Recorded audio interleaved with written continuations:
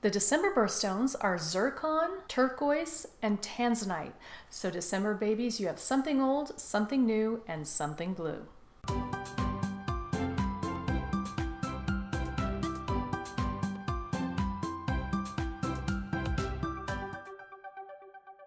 Let's start with zircon. Zircon is not to be confused with cubic zirconia. Cubic zirconia is a man-made diamond-like looking stone. Zircon is natural, and it is not only natural, the oldest rock found in the world is over 4 billion years old and is zircon. It is thought to be 1 billion years older than diamond, so it is a very old stone. Zircon comes in a wide variety of colors, anything from red to pink, orange, gray, purple, and even blue. Blue is the color that we most often see in jewelry stores.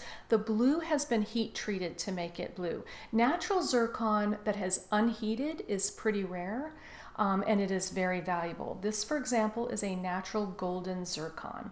So most of the zircon you see in jewelry stores is blue. It has been heat treated, and that blue, if it's in the sun for a long period of time in the light, the blue can fade. But the good news is it can be brought back to life with another heat treatment. Zircon comes in at a 7.5 on the Mohs scale, so that means it is quite hard, and you can feel free to put it in a ring or to wear it in any piece of jewelry. It is mined all over the world, including the United States, Canada, Russia, and the Middle East. The name zircon may have come from the Arabic word for vermilion or cinnabar, or possibly the Persian word for gold-colored. In the Middle Ages, zircon were believed to promote sleep, reduce nightmares, promote honor and wisdom, and drive away evil spirits. Your next option for December babies is turquoise, and turquoise is another old stone. In fact, it is believed to be the oldest stone mined to be worn in jewelry. Turquoise comes in a range of colors from a soft robin's egg blue to a brighter blue and even a blue-green and leading toward green. Fine grades of turquoise can be very expensive, but you can find much cheaper options that have veining or in different colors. One thing to watch out for is more recently, turquoise has been dyed a lot and it has also been man-made. So beware and make sure that what you are getting is natural turquoise if that's what you're paying for. It is opaque. It's an opaque stone, which means you can't see through it, and it usually is cut in a cabochon rather than being faceted. Facets are created to pass light through normally, and because a turquoise doesn't do that, you'll normally see it in a smooth, rounded stone to show off its beautiful color. Turquoise comes in at a 5 or 6 on the Mohs scale. It is not a particularly strong stone, and it is especially susceptible to any kind of chemicals like makeup, perfume, even your own skin oils and your own sweat can discolor turquoise.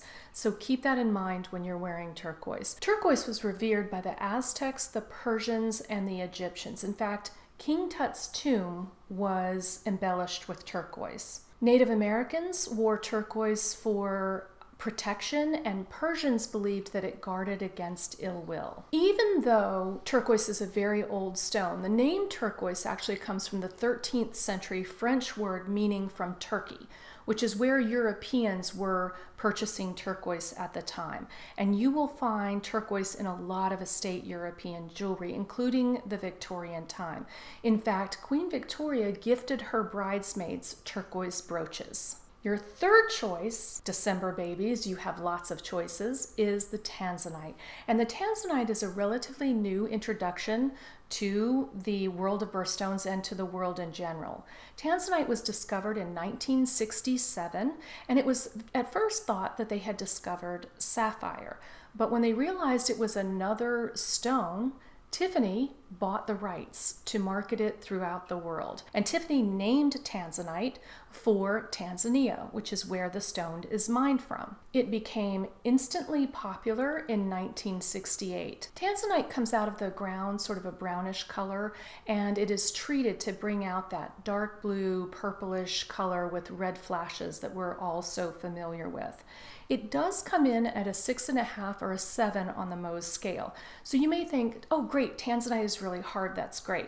It is hard, but it does have another attribute, and that is that it cleaves easily. It's easy to cut it when you're cutting stones. The bad news for that is if you hit it hard enough, you will cleave it, cut it right in half. So that is something to watch out for. If you want a particularly large tanzanite, I would suggest a necklace. That is the best place to wear a large tanzanite. People do wear large tanzanite rings, but just understand that you want to be delicate with it. It is not the best sort of everyday stone, especially in a large stone. Not a lot of lore to tanzanite because it is such a recent discovery.